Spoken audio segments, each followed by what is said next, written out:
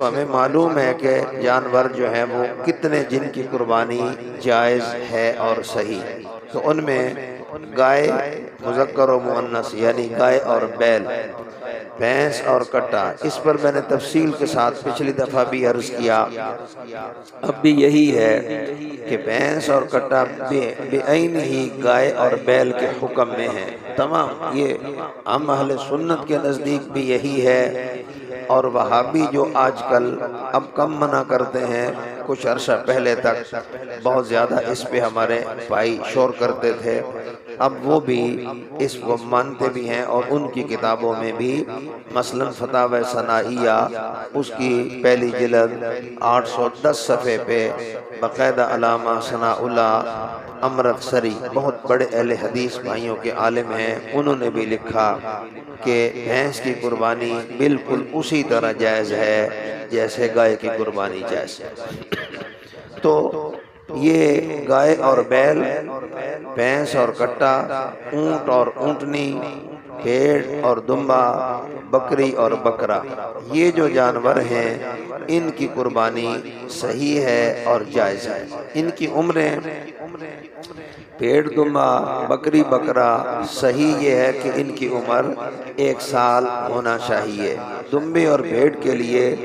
حدیث شریف میں تخصیص فرمائی گئی، تو فرمایا گیا کہ 6 یا 7 مہینے کا ہو اور صحت مند ہو تو اس کی قربانی ہو جائے گی۔ اسی طرح گائے بیل اور بھینس اور کٹا، ان کی عمر 2 سال ہونا یہ ضروری ہے۔ اسی طرح اونٹ اور اونٹنی، ان کی عمر 5 سال ہونا ضروری ہے۔ عربی میں حدیث پاک میں ان تمام عمر کے جانوروں کو مسنہ کہا، مسنہ کے نام سے اور عام ثنایا کے نام سے، اور پھر اسی سے ہم نے آسانی کے لیے سمجھا کہ دوندا ہونا چاہیے۔ اب دوندے کا مطلب جٹکی زبان میں یہی ہے کہ جس کے سامنے والے 2 دانت دودھ والے گر گئے ہوں اور دوسرے نئے جوانی والے آ گئے ہوں۔ لیکن یہ مسئلہ مستقل آپ بیٹے اور بھائی یاد فرما لیں کہ دانت آئے ہوں یا نہ آئے ہوں، یعنی پہلے دانت گرے ہوں یا نہ گرے ہوں، بکری بکرے کی عمر سال ہو جائے، دانت ابھی پہلے والے نہیں گرے، کوئی مسئلہ نہیں۔ بھیڑ کی عمر دمبے کی 6 سے 7 مہینے ہو جائے، دانت بے شک گرے ہوں یا نہ گرے ہوں۔ گائے بیل کی عمر 2 سال ہو جائے، دانت سامنے والے گر کے نئے آئے ہوں یا نہ آئے ہوں۔ بھینس کٹے کے عمر 2 سال ہو جائے، دانت تبدیل ہوئے ہوں یا نہ۔ اونٹ اونٹنی کی عمر 5 سال ہو جائے، دانت نئے آئے ہوں یا نہ آئے ہوں، قربانی جائز ہوگی۔ دانت آنے میں دیر بھی ہو سکتی ہے، اس پہ بھی تفصیل علماء نے ہمارے اوپر احسان کیا فقہاء نے، تو فرمایا جن جانوروں کو خوراک گرم دی جائے وہ جلد ان کے دانت گر جاتے ہیں اور نئے آ جاتے ہیں، یا جو جانور زیادہ طاقتور ہوتے ہیں ان کے دانت جلد تبدیل ہو جاتے ہیں، یا کہا کہ جو جانور باہر چرنے اپنی مرضی کی غذا کھانے، یہ ایک اس طرح کی چیز ہے۔ لیکن کیونکہ ہم نے مسئلہ سمجھنا ہے تو مسئلہ یہی ہے میرے پیارے بھائیوں اور عزیز بیٹوں کے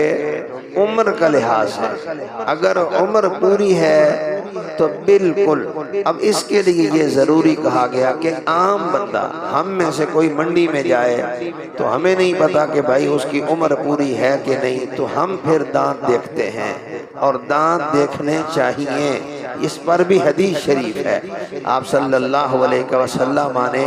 دانت اور کان کا باقاعدہ ذکر کر کے تو فرمایا کہ جس جانور کو قربانی کے لیے خریدو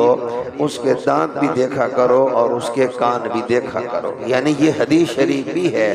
اچھا، اس میں کتنا لطف آئے کہ جب ہم منڈی میں یا کسی جگہ سے بھی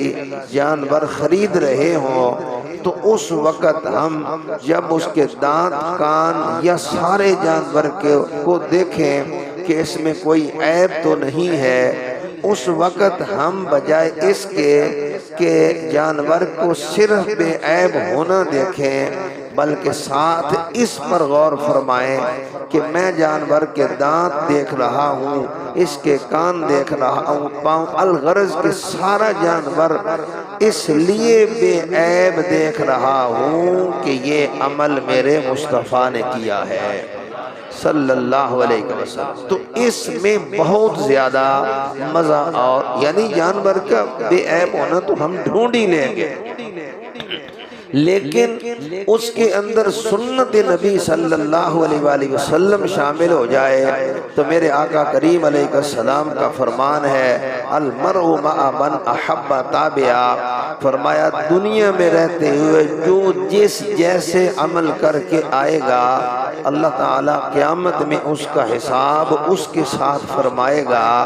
تو اب بیٹا عدنان صاحب دانت دیکھے، کان دیکھے، کھال دیکھی، پاؤں دیکھے، دم دیکھی، الغرض کے سارے حیوان کو ہم نے اچھے طریقے سے دیکھا کہ بھائی اس کا بے عیب ہونا چاہیے، ساتھ ہم نے نیت یہ کی کہ میں یہ اس لیے کر رہا ہوں کہ میرے آقا و مولا امام الانبیاء تاجدار ختم نبوت صلی اللہ علیہ وسلم نے یہ عمل کرنے کا حکم دیا ہے، تو اس سے جانور بھی عیب دار سے جان چھوٹ کر بے عیب جانور بھی مل جائے گا اور قیامت کے دن شفاعت مصطفیٰ بھی نصیب ہو جائے گی۔ لبیک تاجدار ختم نبوت